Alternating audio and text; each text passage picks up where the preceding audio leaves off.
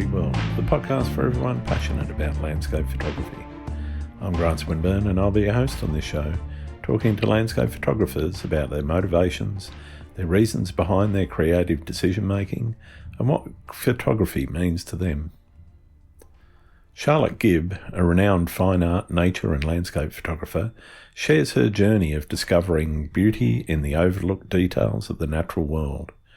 Best known for her mastery of intimate landscapes, Charlotte discusses how her artistic vision celebrates form, colour, texture, and the quiet symbolism found in small scenes within grand environments. A Northern California native, Charlotte reflects on how her early career in advertising and graphic design has shaped her eye for composition well before she dedicated herself fully to photography.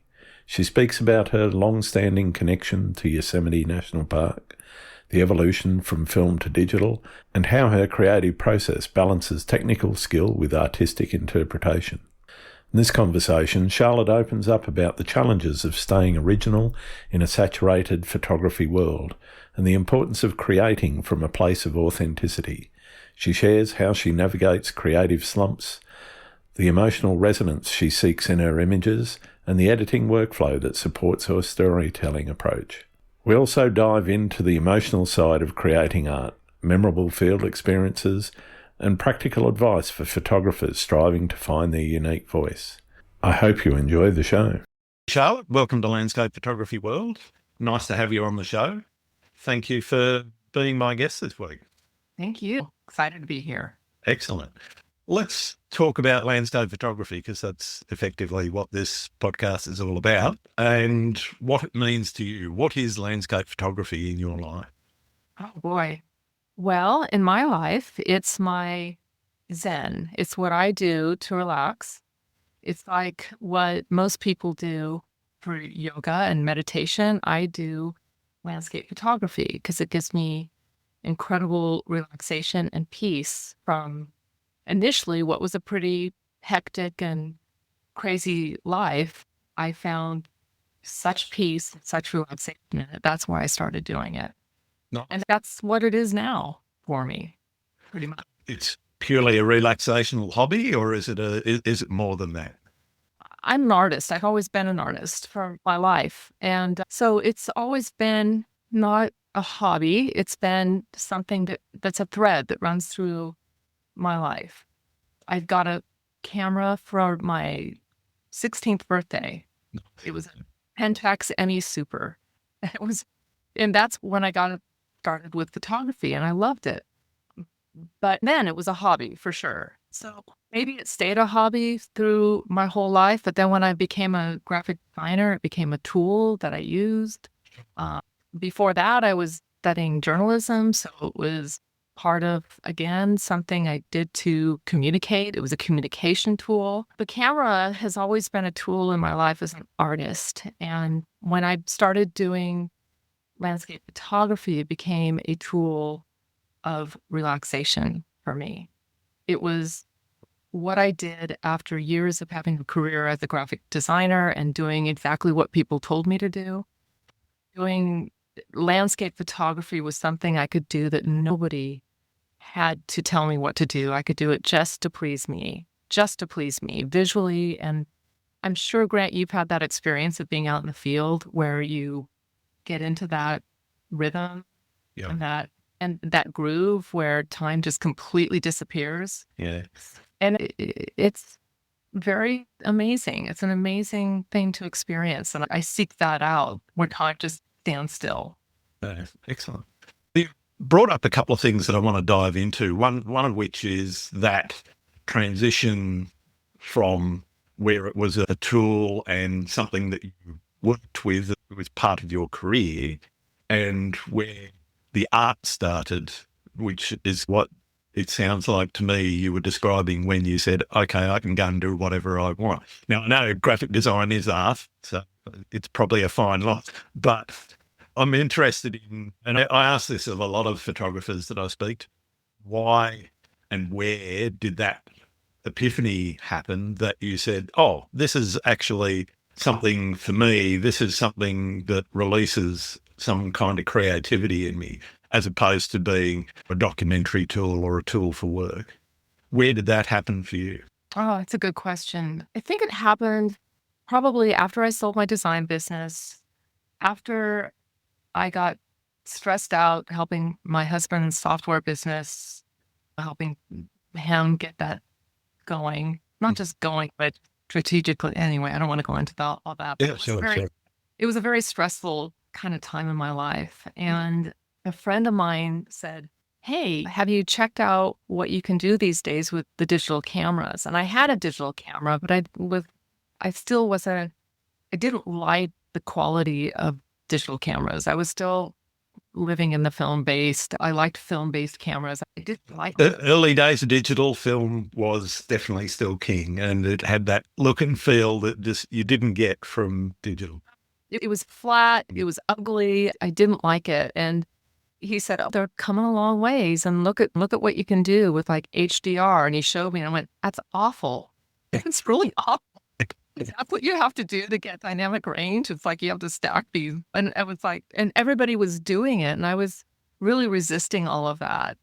I really did it hard because I really hated that look. But what really intrigued me was the technology, because technology had come such a long ways, and I was busy saying, "No, I don't want to be part of that digital world. I don't like how they look. I don't like." But then what I noticed is that I started shooting again. I got a couple nice lenses. I got a tilt shift lens just for fun, just for screwing around with. And I started experimenting more, and I started realizing, well, you can still get dynamic range if you shoot like in low contrast situation. Sure. The camera can handle that. And you don't have to do HDR if you just shoot in very low contrast. So I started shooting more kind of what are now, back then it was just low contrast, but somebody told me my work looked like Elliot Porter's. Okay. And it turns out that he was doing a lot of that same kind of stuff, exact same thing, like taking advantage of the camera's abilities, which, Yeah, working within the range that the cameras of the day had. yeah, exactly. And so that's what I started to do. So a lot of my early work back in 2009, 10, back in there, I was working with digital cameras, but they were all really low contrast situations. So Yeah. I don't know. Does that answer your question? I'm just interested, as I say, in that moment when you went, oh, okay, this is art and this is for me. Yeah. No, it's always been art for me. Yeah. Photography has always been art, always. It's just woven its way in and out of my life for my entire life. And now this doing. It could be, Grant, that next year I'm doing street photography, so don't put me in a box. I definitely don't want people. And just for your reference, street photography, as long as it's not focused on the people so much, is still landscape photography as far as I'm concerned. It's just a landscape.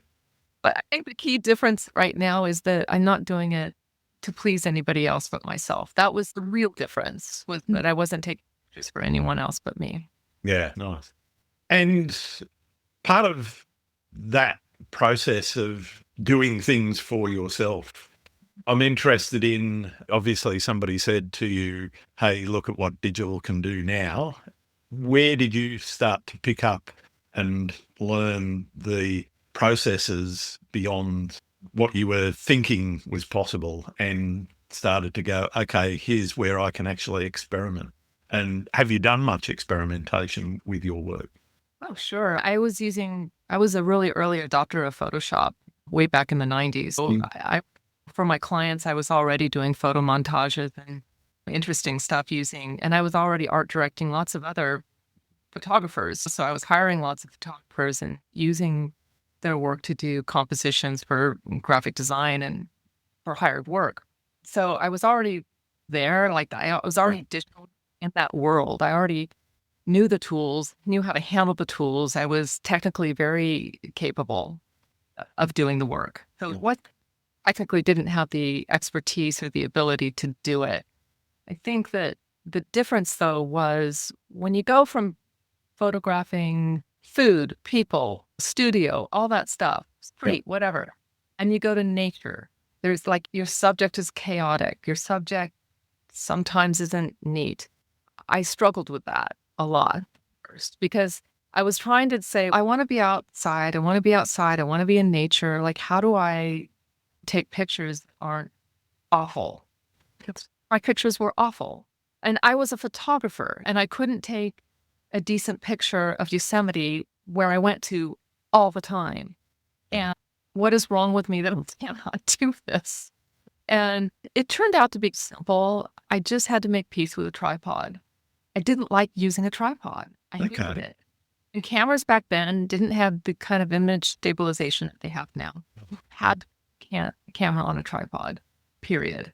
You just had to. And I fought against that. I didn't like tripods. I thought they were clumsy. It took me probably, I don't know, 2 or 3 years, really, to make peace with using a tripod. I went through 3 tripods before I found one. And I just came to terms like, you need a big tripod. You're a tall woman and you need a tall tripod. So stop using these little travel ones. And I broke my camera. So that was the biggest leap for me. It was just coming to peace with a tripod and then going, okay, now that I have the camera on a tripod, now I can slow down a lot and think about what I'm doing. And that made all of the difference in the world. That and a decent lens. I finally invested in a pro level lens for my Canon. I'm beyond Canon now, but I still have a Canon. But back then, getting a pro lens made a huge difference. Yeah. I think that when you made peace with your tripod is something that is really interesting, because I've always used a tripod, but I've always been comfortable with one. And so it just seems a bit anathema to me that somebody would hate one. And I get nowadays it's completely different because you've got the image stabilization in lens, in body. You can get up to, I think the OM1 from Olympus is something like 7 or 8 stops of image stabilization, which is just incredible that you can actually stop down that far and still get a stable image. But for me, it was always something that was just there and part of the toolkit, and something that apart from one day where I went on a 5-mile hike and to a waterfall and discovered that in my bag, I didn't have my tripod head. Oh, whoops. I took some faster shutter speed shots and did a 5-mile hike back. Yeah, they weren't great shots. They were shots of a waterfall, but they weren't what I went there to. Oh, right. We've all had those moments, that's for sure. Yeah, but I wasn't going to walk back and then back again just to find the head. Actually, I knew it would have been a walk back, a drive home for about an hour and a half, and then a drive back for an hour and a half, and then another 5-mile hike back in. Yeah, that wasn't going to happen. And I still haven't been back to that place, probably simply because the PTSD is hard. Also, maybe some bad memories. That's it. What is it that, I guess, motivates you and inspires you? Is it a place? Is it a feeling? Is it a person? Where does your inspiration sort of spring from? Oh, for photography, for landscape photography, I'm very oriented. I really fall in love with places. And right now, the place I've been having a love affair with for a very long time is Yosemite National Park. Oh. I could live there the rest of my life and still not discover its secrets. And every time I go there, which is frequently, my husband and I are building a house there right now. Oh, no. We're up there basically every other week. And we try to do something we've never done before every time. And this is not difficult to do, to find something new. Find a place, you walk out your door and you can find some place new that you haven't seen before. So that sense of discovery and falling in love with a place, that's what motivates me hugely. Nice. Yeah. You mentioned Yosemite and that it's obviously been a big part of your photography. Talk to me a little bit about how that love affair came about. Was it that first said, this is it, this is the place I want to spend my time, I want to build a house here? Gosh, I think my love affair with Yosemite started when I was a child, and we would go there as a family. Not very often. I'm from a big family. I'm the youngest of 9 kids. Okay. Moving 9 children around is not trivial. So we only got up a few times when I was little. But then as soon as I was able to get there on my own as a young adult, I was up in Yosemite as much as I could. Nice. When I got married and my husband and I would spend our anniversaries in Yosemite, my birthdays in Yosemite, like any excuse. And I would literally cry when I'd have to leave because it just hurt to have to leave. I just, Wow. like, I needed to stay there. Like, somehow this place was in my bones. Yeah. And I think that's when I decided we need to figure out a way to be here. We did. We're building a house. We're almost done. We've been at it for 5 years. Wow. So we should have it done by the end of this year. And we love it. I'm so ready for it to be done because I'm so tired of living in the truck camper and looking out my door at my unfinished house. But we're almost there. And I can't wait to be up there all the time. Yeah, fantastic.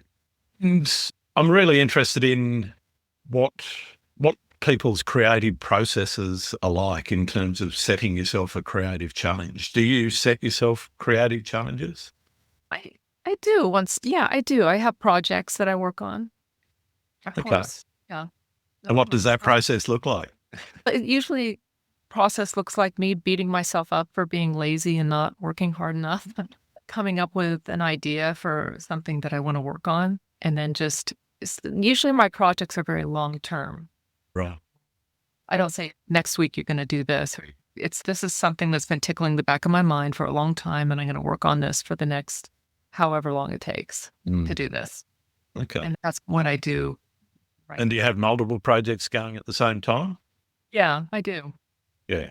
Because the way life works is in my projects, they present them, they show themselves when I see them. If it's a themed photography project, then you can't always predict when that is going to show up. You just have to be ready. So I usually have my camera nearby. I don't go anywhere without my camera bag nearby. How much has your experience in graphic design influenced your landscape photography and the work that you've done for yourself? In studying graphic design, of course, you're trained in all of the arts. You're trained in painting, you're trained in drawing, you're trained in composition, you're trained in color. You spend all your days thinking about these things to the point where you can't look at a billboard without understanding how this billboard was constructed. Sure. Look at a magazine without understanding the underpinnings of it and how it was constructed. So obviously putting together a photograph and constructing a photograph has the underpinnings of composition. And if you know really anything about me, that's where I really hang my hat is on composition. Sure. My background in graphic design, I have a very strongly rooted base in composition. It's super, super important to me and to express my work.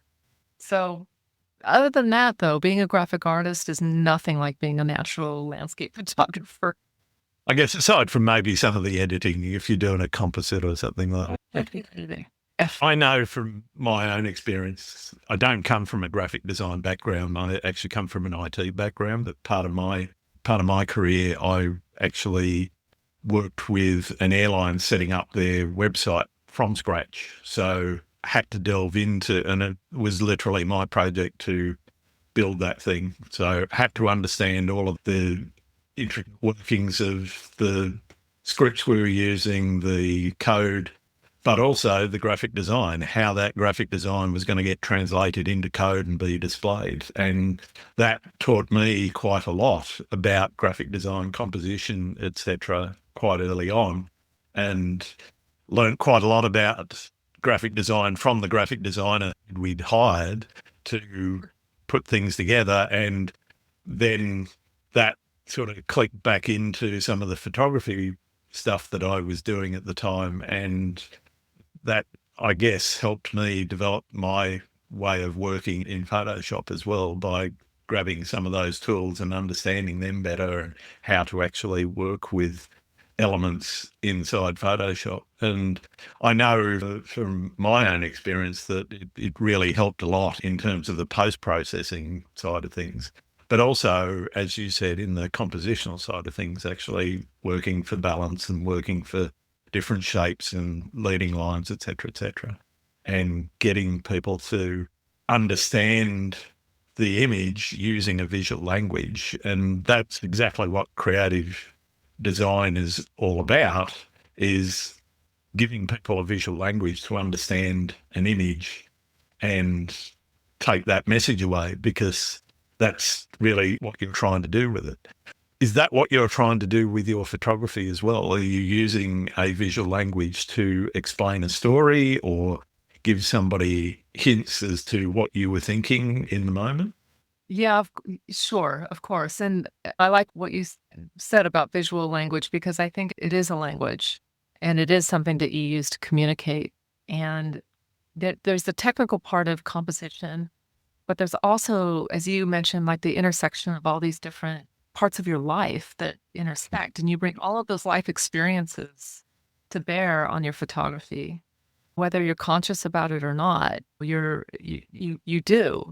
I studied art history as part of my art degree. And so you internalize those things that you learn when you're studying a master's painting. You internalize all of that. And so that when you are composing, you're not thinking, oh, like, this is where I want to put my subject, or this is that. Or that. It's if you've done this enough, it's so instinctual. It's so in your bones. You don't even think about it. I don't even think about it anymore. I can lift up the camera and feel whether a composition feels right or not. Yeah. I can analyze it till the cows come home and tell you exactly why it works and doesn't work. I can take it down to technically why this works. But if you do something enough, there's no words. It's another part of your brain that kicks in. I don't know if you've felt that before. Absolutely. I'm just trying to think of the term and my brain's not working. But there is a term for it where you actually go from being consciously conscious of what you're doing and Unconscious. yes, to where unconsciously you can just have the capability to do something without thinking about it. It's like riding a bike or driving a car. At some point, if you drive stick, as you Americans call it, we call it manual.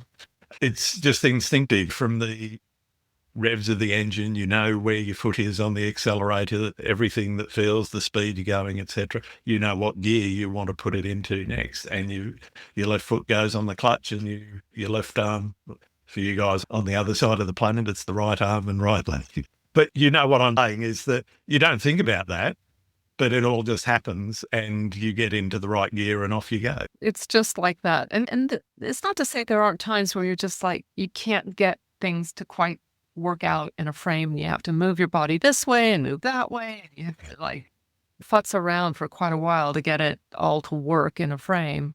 I'm not saying that it's just like magically, somehow magically everything just Yeah, you just happen to stand in the right place every time. but it gets easier, is what I'm trying to say. It becomes more relaxing. I do know what you're trying to say. Thanks.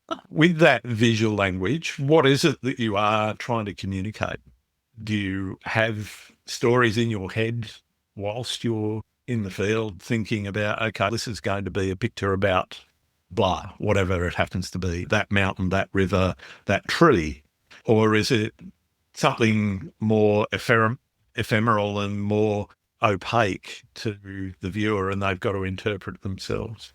I feel if I can make work that makes me feel emotionally moved, it moves me emotionally, then there's some hope that it's going to emotionally move someone else.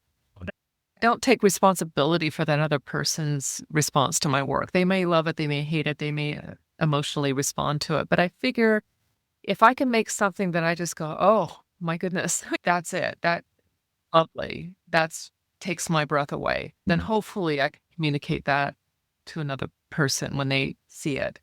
So that said, the process looks like, let's figure out what is going on in the environment right now. What's really amazing? Are there blossoms? Is it water? Is it, light? What is happening right now? What's the most special thing that is happening right now? And then that is where I'll start with whatever that is. And that can be pre-planned to a degree. Okay. Yes. So like right now, it's summer here in California, and it's been warm. And so nothing's really like just hot and bright. But still, you show up at the river and like, what's happening here? Yeah. We've got some light. We've got bright, sunny skies. Oh, a starburst. So we Why can not? start all day long because we've got like no clouds and a high sun. So it's always something. There's always something to photograph. I don't run out of things to photograph, but things that are truly moving, things that really make you feel something.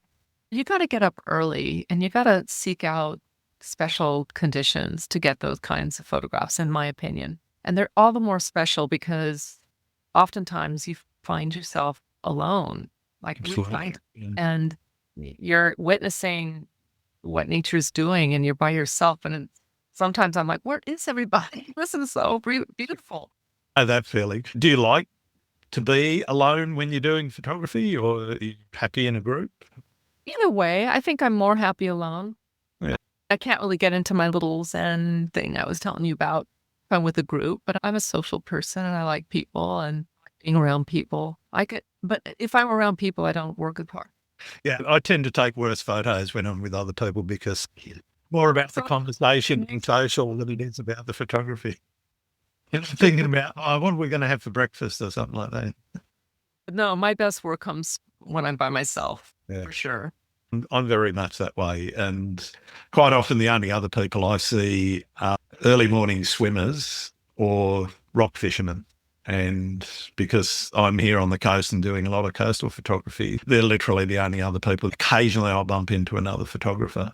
But that's the nice thing about where I live and the way that I photograph and the times that I photograph. I know that I'm seeing something that 99.9% of the population in a city of 5 million people aren't seeing. It's awesome. Yeah. Do you get up early a lot and go out? Not as often as you would. I do like a sleep in. I had one today, actually. It was nice. But I was up late editing stuff. I thought I deserved a bit of a sleep in this morning. But yeah, I do enjoy getting up early. It's just part of what I am and what I've always done. And I rarely have a problem with getting up. As I get older, I've noticed it's got a little bit harder, but it is something that is an absolute joy, being out there, as you say, with no other people and having this magical view appear before your eyes as the sun comes up. And just seeing that, for me, is a special part of life. And it goes to what you were saying earlier. It is all about something that's a thread in me and always has been, always will be. Yeah, that's wonderful. Yeah. What's next? What's next for you after photography? Is there other creative endeavors you're going to do? Podcasting's one, but I've been doing a little bit of experimentation. I haven't done one for a little while, but I don't know if you've heard of marbling, which what you do is you get and it's important that it's a white tray for what I'm doing with it, a white sort of flat tray, and you fill that with a sized liquid, which is something that you can float colour on.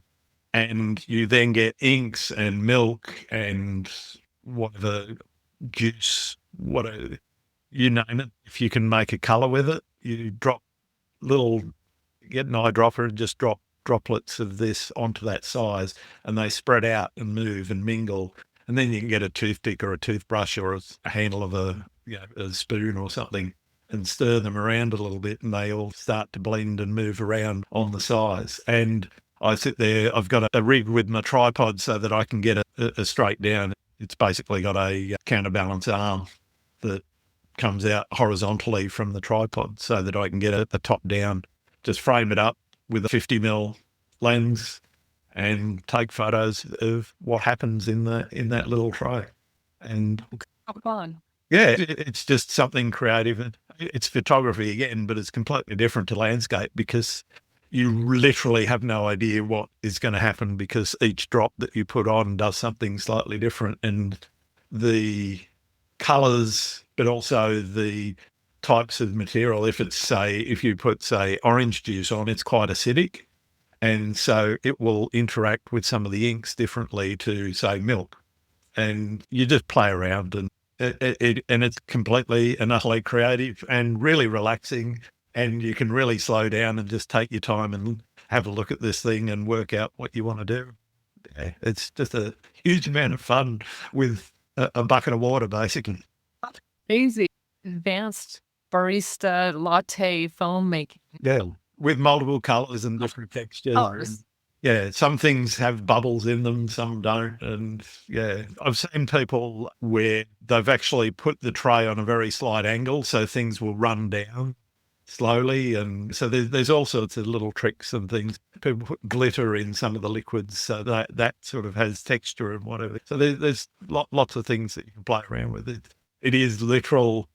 Just play with your imagination, have a think about what might work and what might not. Some stuff just doesn't work and it comes out brown and looks horrible. So I don't take photos of that. But There's something really wonderful. It reminds me a little bit of the sand art. yeah, So that they just disappear. It's ephemeral, what you do. You make something, then it's gone. that's it. Because once you put another drop on, the whole thing changes. And once you move it with a handle of a spoon or something, everything changes. And everything that you do to it changes it. And it is so ephemeral and different. And in a lot of ways, it's a bit like going back to childhood and just experimenting and playing. And it's a really fun activity. I recommend it to anyone who wants to relax for about 4 or 5 or 6 hours. My wife hates it because I take up the entire kitchen table with my contraption because the tray's about 2 foot by a foot. And I've got the tripod on the table. I've got a lighting rig beside the table, lighting it properly so I'm not getting reflections, all that sort of thing. A diffuser on the light and everything. Aren't people amazingly creative? Like, who came up with the idea of marbling?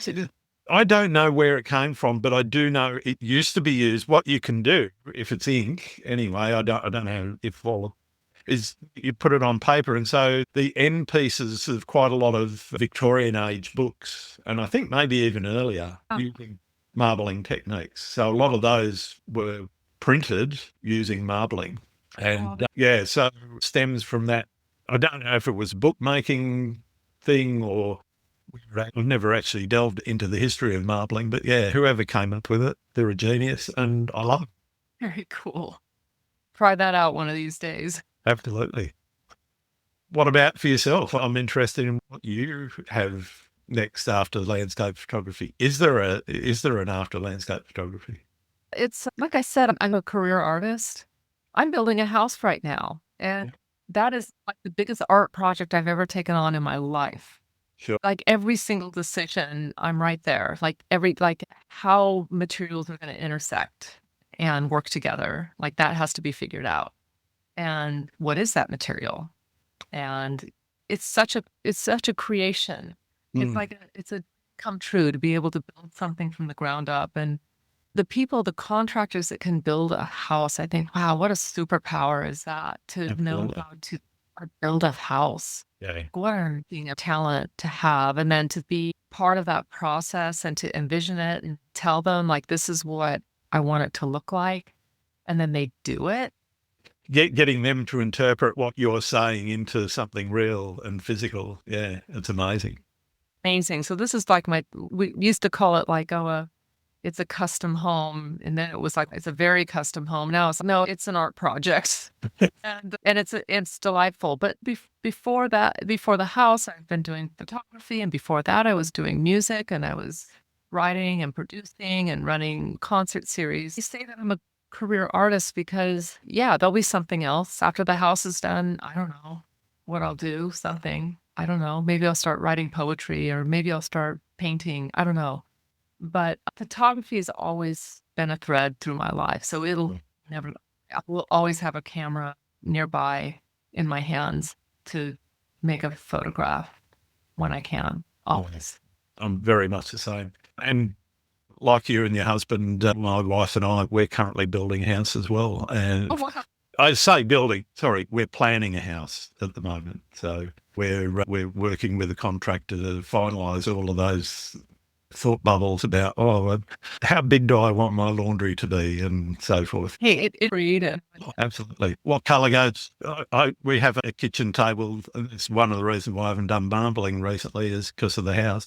We've got a kitchen table covered with colour chips and different textures and things and mood boards and what. The wife and I are saying, that one doesn't go. Yeah, that one's got too much red in it, too much yellow. That's fantastic. It's a lot of fun. But we're hoping probably by the end of the year the build might actually have started. So, Oh, wow. Where are you building? the Central Coast, so about an hour and a half away from where we are now. We're about 250 metres from the shore of Lake Macquarie, and where we're going to is about probably a 7 or 8 minute drive to surf beaches. So there's roughly within a half hour, there's at least 24 surf beaches that I can choose from. Do you surf? I used to. I've got knees that don't work now. I do a bit of body surfing now, and bodyboarding, but I don't stand up anymore because the knees won't just spring into action like they used to. Oh, wonderful. That's such a wonderful project to do together too. Yeah. The process is stressful but amazing. It really is a lot of fun in a lot of ways, but it's also got its moments. I wish you luck. We're at the home stretch. We should have a house by the end of the year, like I said. Nice. It's been quite a journey. Yeah, I can imagine. 5 years is a long time. Yeah, we've been going now for a little over 9 months, and as I say, I'm hoping that we'll have started by the end of the year. Yeah. Ours is unusual that it's taking so long. It should have been done a while ago, but we made decisions that delayed it. Yeah, correct. Back to photography. What does success look like for you in your photography? It looks like having work that is maybe unique and different from how other people see it. It's having my work out there in print form, which I love printing. I love making prints. I have gallery representation right now, so I'm getting orders for prints, which is really nice. Okay. So I really enjoy that a lot. I think that there's a lot of homogenization in landscape photography right now. And I really strive to not have my work part of that. I try to stretch beyond that. And it's hard because you come out with something and it is into the fold again. You know what I mean?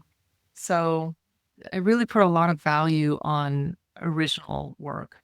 Maybe too much value. I don't know. So I get really hard on myself if my work turns out that maybe it wasn't as original as I thought it was. Okay. But I really try hard. So success for me is to try to come up with something that's maybe different than how anybody else saw this place. Yeah. As you can imagine, photographing Yosemite, which has been photographed a gazillion times. There's a few shots of it on A the. few. By photographers far better than me. But I still try really hard to do and say something different about this place that feels like it's my own. So that's success to me, is doing that kind of work and hopefully somebody resonating with it. Yeah. Saying, that's a little different.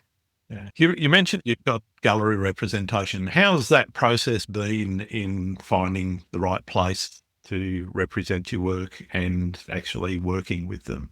I'm just interested in different people's experience. Some people set up their own galleries and then they've got complete control. But I'm very interested in people that have actually gone down that route of getting representation and how that process has worked for them. I'm represented by the Ansel Adams Gallery in Yosemite National Park, and it's been a long time relationship I've had with them. I love this gallery. They sell the heck out of my work, which I'm very grateful for. I got my start with them. I took classes in there from their workshops back when. It feels like the right fit for me. I can't imagine not being represented by them because it is such a good fit. But maybe it's not for everybody. I work really hard to make sure that I get them what they need and when they need it. And I listen really hard to what they're telling me about what people want. Although I really hard not to let that influence my work too much. I think the most distressing part about working with a gallery is that you don't have any control over what people are going to buy and what they're going to. You can be really surprised. Like you can be in love with a piece that you think, why don't they love this piece as much as I do? And you have no control over that. You really don't. And so, what do you mean they want another one of those? That's not my best piece. And so a lot of the challenge has been just letting go of that, and then still continuing to do the work that I want to do, but then giving up control over what people are actually going to want to buy or what they're going to like. Just let go of that because I don't all over it. Yeah, interesting. I'm also interested in how people think about their own work and when something's good enough as opposed to perfect. Are you a perfectionist and it has to be perfect? Or do you get to a point of looking at an image and going, I could do more, but I don't know that it would actually do much more to it? Printing your work will bring you to your knees. I know. And you might think you're done, and then you go and make a print and you realize you're humbled. You're like, I'm not done. And then someone comes along and they want it in like a 40 by 60 print. That is really humbling because now all of a sudden that little tiny thing is now this big. Yep. And type face. Printing your work is that. I think that's when it's finally done. It's like when you printed it and it's on the wall and you're looking at it and you're saying, and you can study it and then you can say, okay, it's done. In our family room here, I put up these things called crit rail. And do you know what a crit rail is? Yep. It's in art school. The crit rails is where you, at the beginning of class, had to put up your project and then bring to the back of the class while everyone critiqued it. Yeah. The professor just went it to shreds. And it was always a little nerve-wracking. But the crit rails are a really important process. And when I'm working on a piece, I will put it in a mat and I'll put it on the crit rail. And I have lights on it. And if I'm making dinner or whatever I'm doing, I'm staring at that print in whatever I'm doing. And after a while, you'll notice things about the prints, like that color is not right. You'll stick some other prints up next to it and you'll say, okay, the color cast is wrong. Or the other thing I'll do is I'll turn it upside down and look at it, because then a whole nother set of problems with the composition might show up. Yeah. I do that a lot in Photoshop during processing, flip it upside down. That tells me, is it balanced? Is there anything weird that pops out at me when it's upside down when I didn't notice when it was first there? The other one I use is make it black and white. And that tells me, do I have the right tonal range?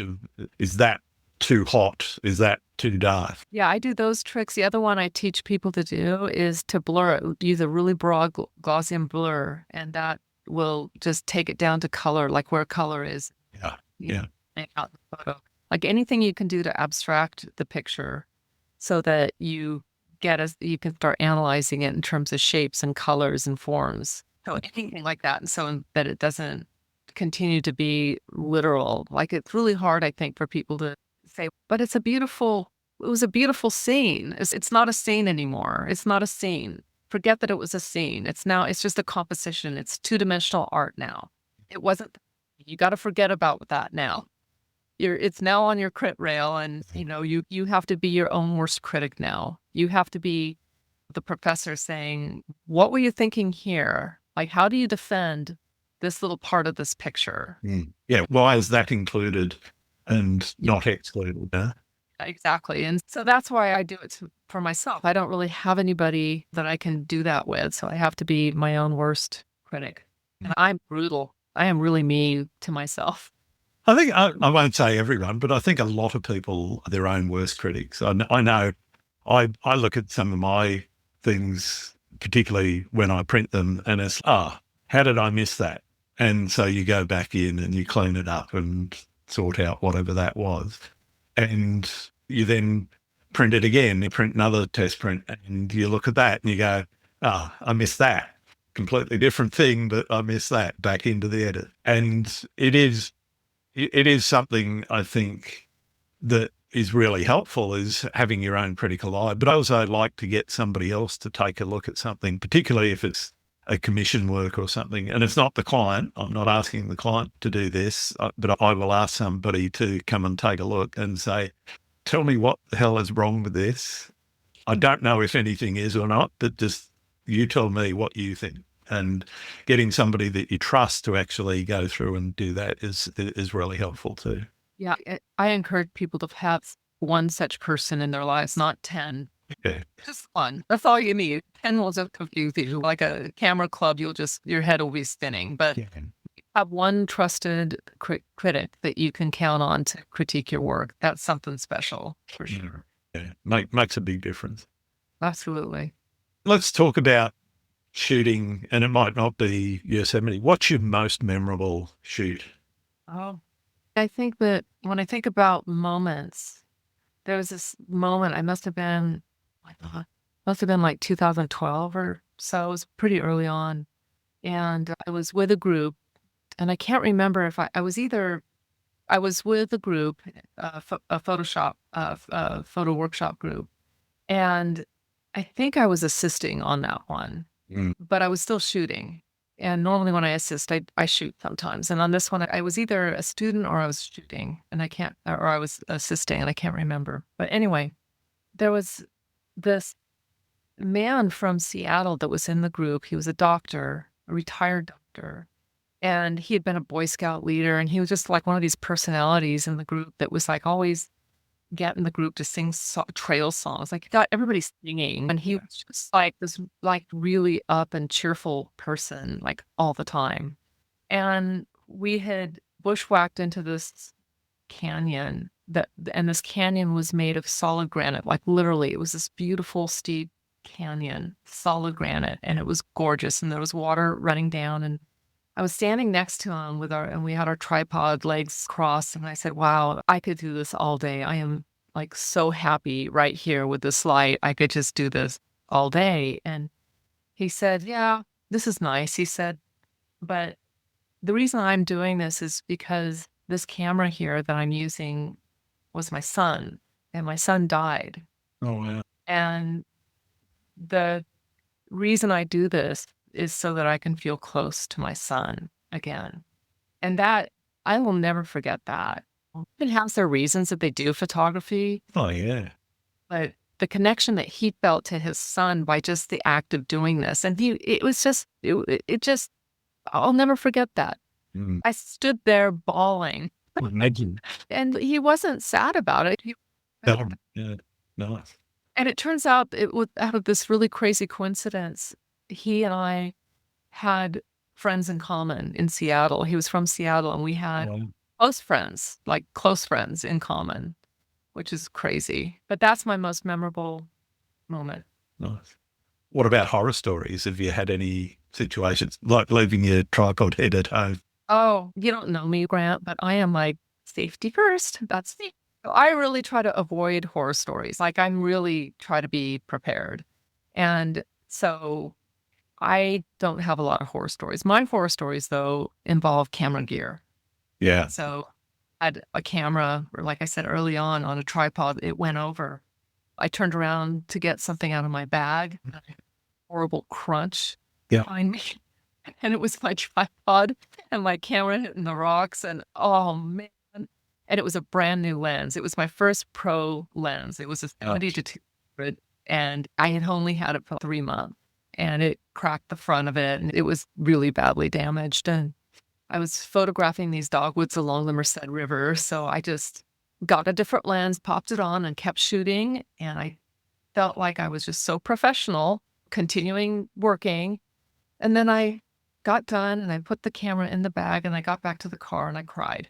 I think we've all done that, though. The tripod toppling over is very common. I've killed it was a 24 to 70, and mine was 24 to 70. And I picked it up, and the focus ring wouldn't turn. It was locked because basically the way that it had hit, it had actually put the whole thing out of whack. Yeah, that one's dead. Threw that one in the bin.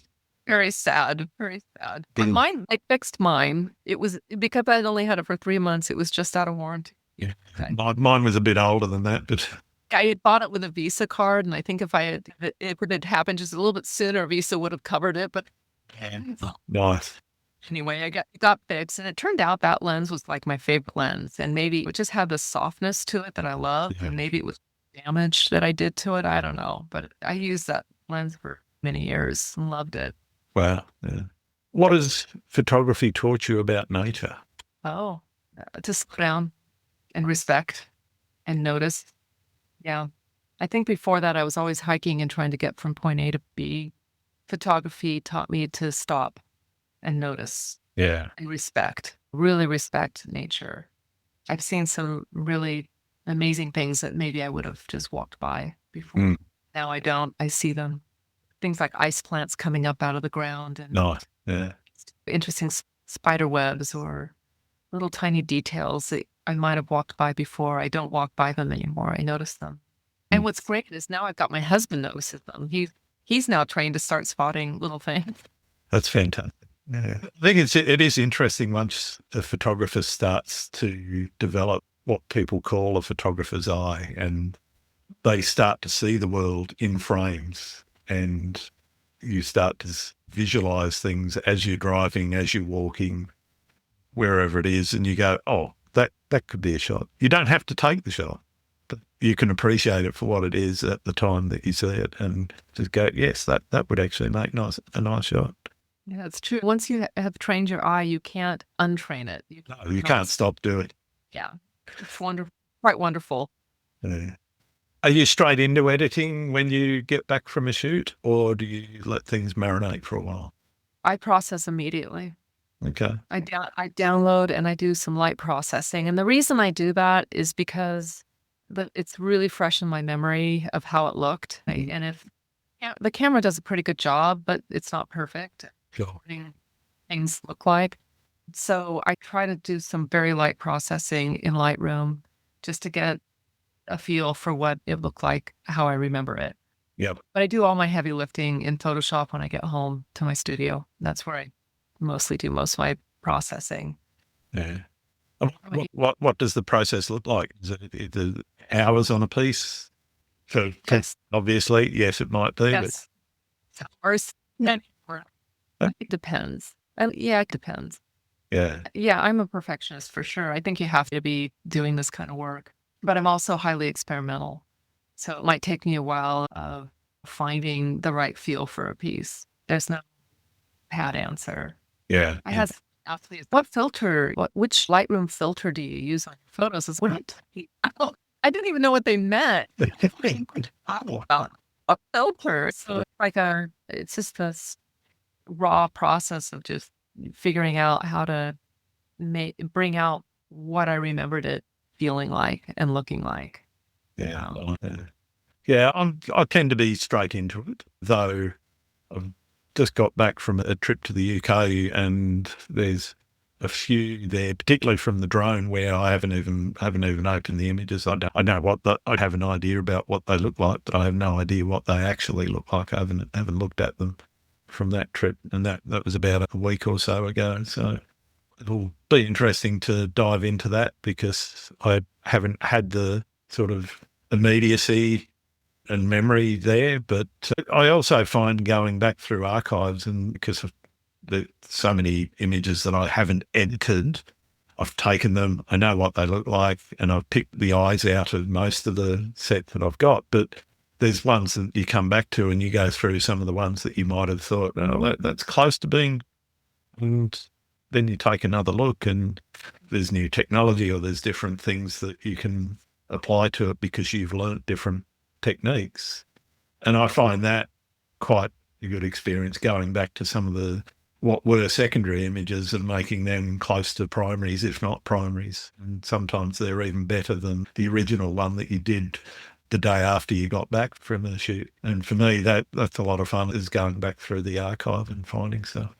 Do you do that a lot?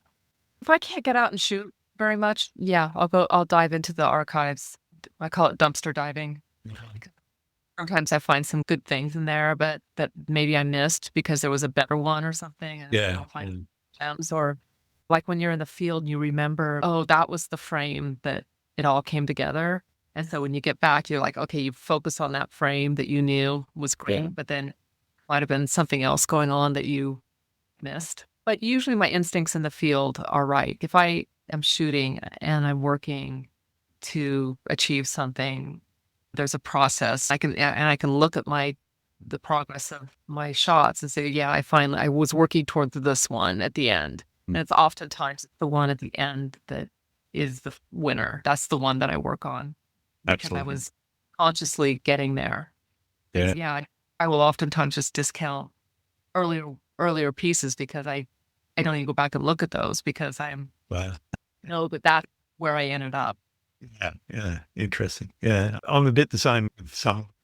There are other times when, particularly with the recent addition of adaptive colour, I don't know if you've seen the adaptive colour in both Lightroom and Adobe Camera Raw. There's a new colour profile and it's AI based and it will actually adapt both the light and the colour in your image without changing any of the exposure sliders or any of the other sliders. Yeah, it is interesting because I've gone back to some of the images that I've taken maybe in a bracket where I've done exposure bracketing.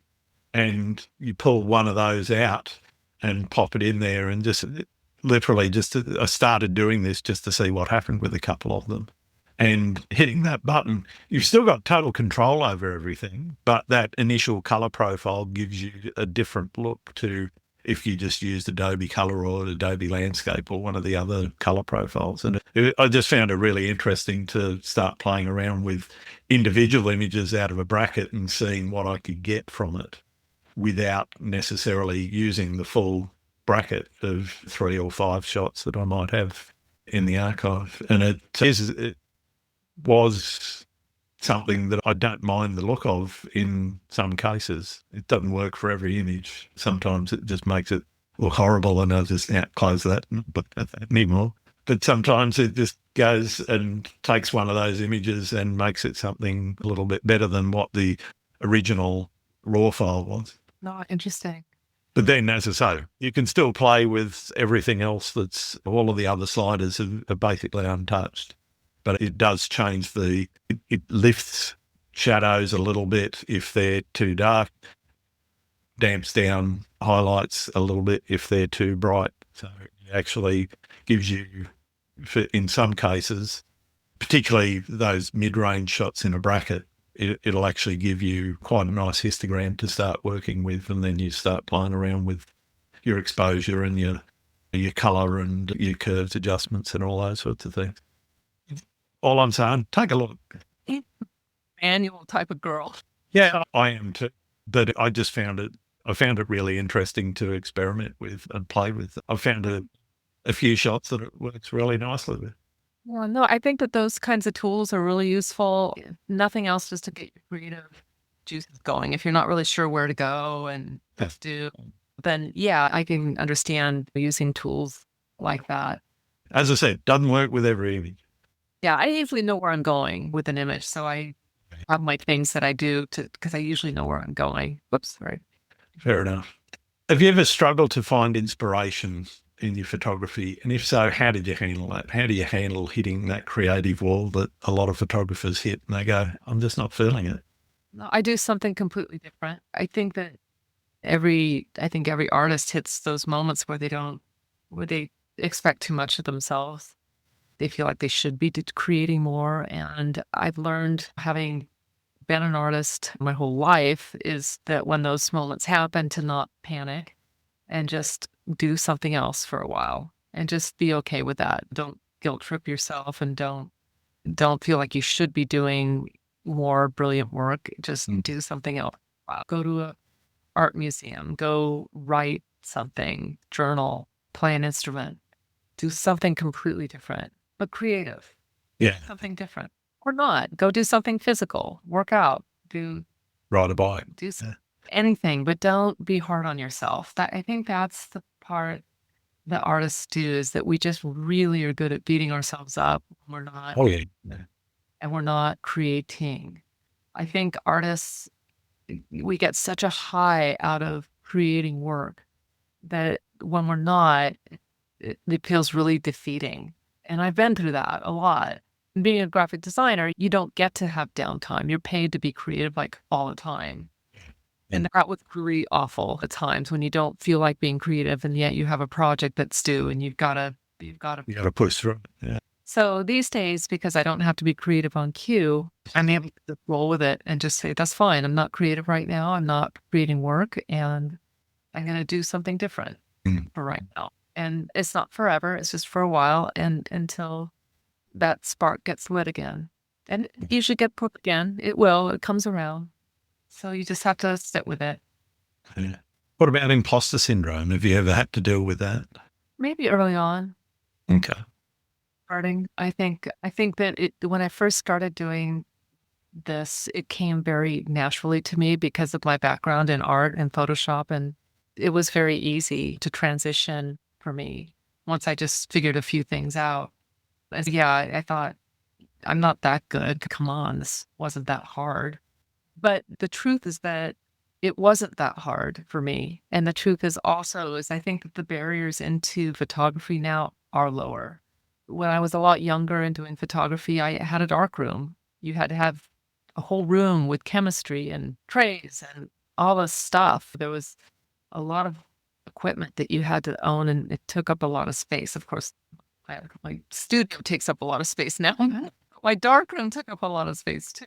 Yeah. But but it was harder back then to be good at photography. Now, in a way, like it was easier. So when I first started out and it was so easy to get good, I did have imposter syndrome for sure. Yeah. It was too easy because photography was always so hard.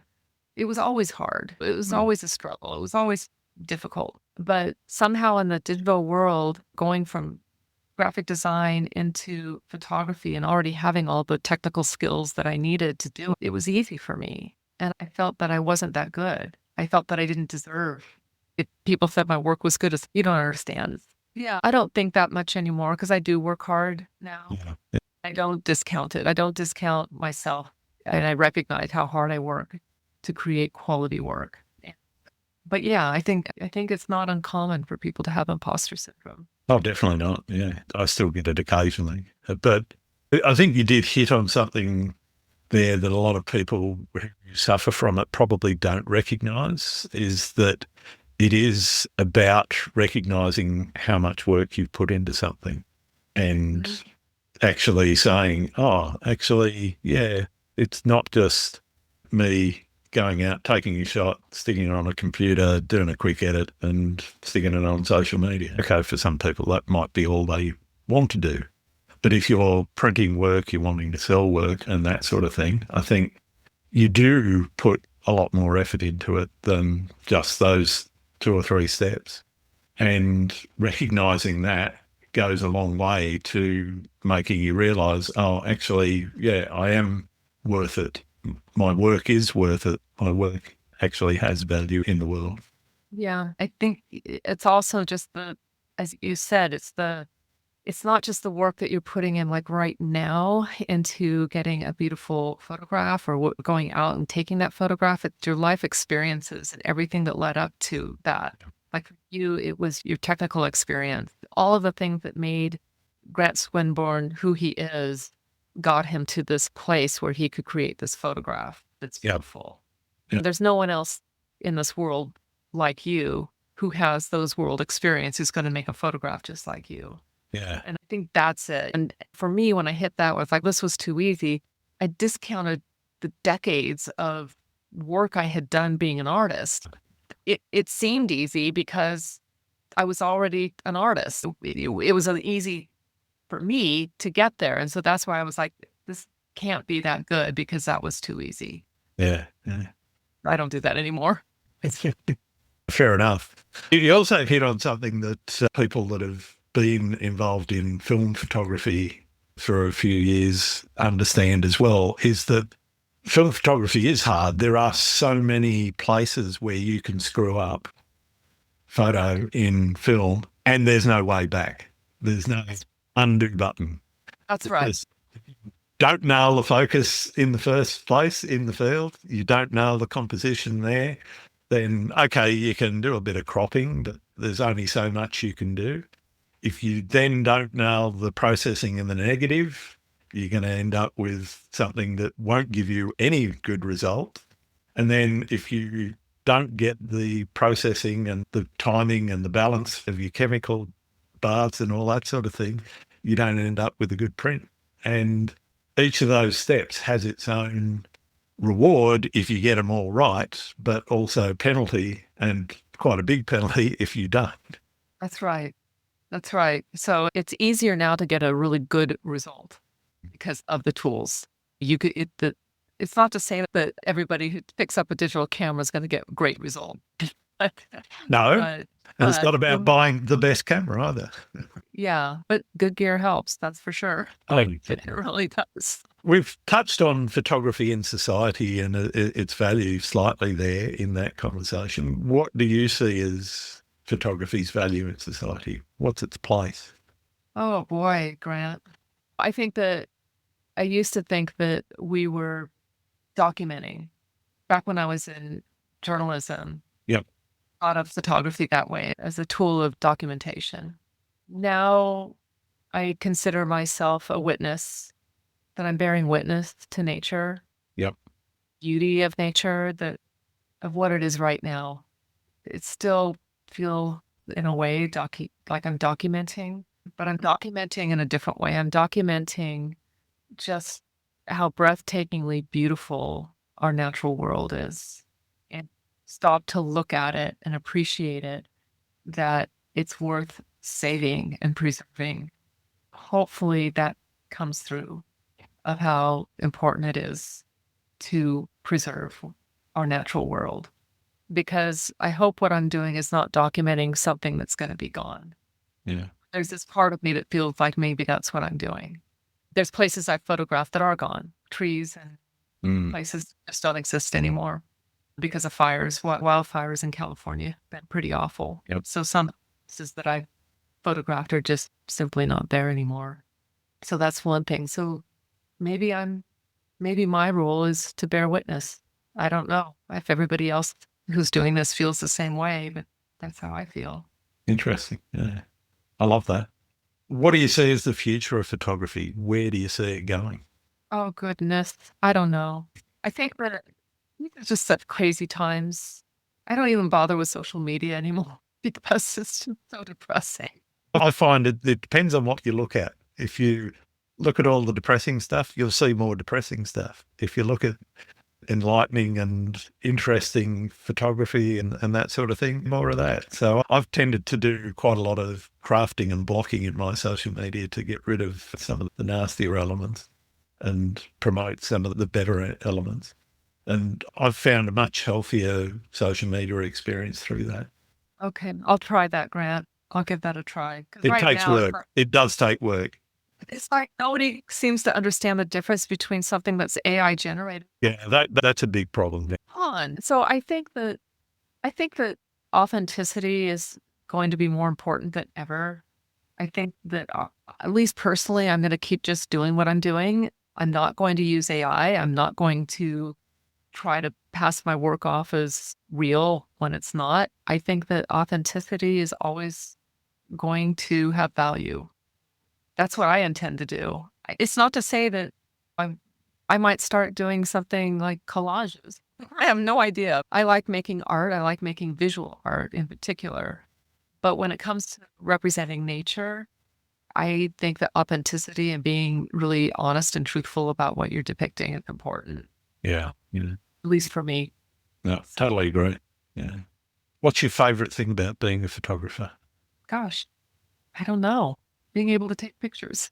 It can be as simple as that. I like that. I don't know. If I don't, it's funny.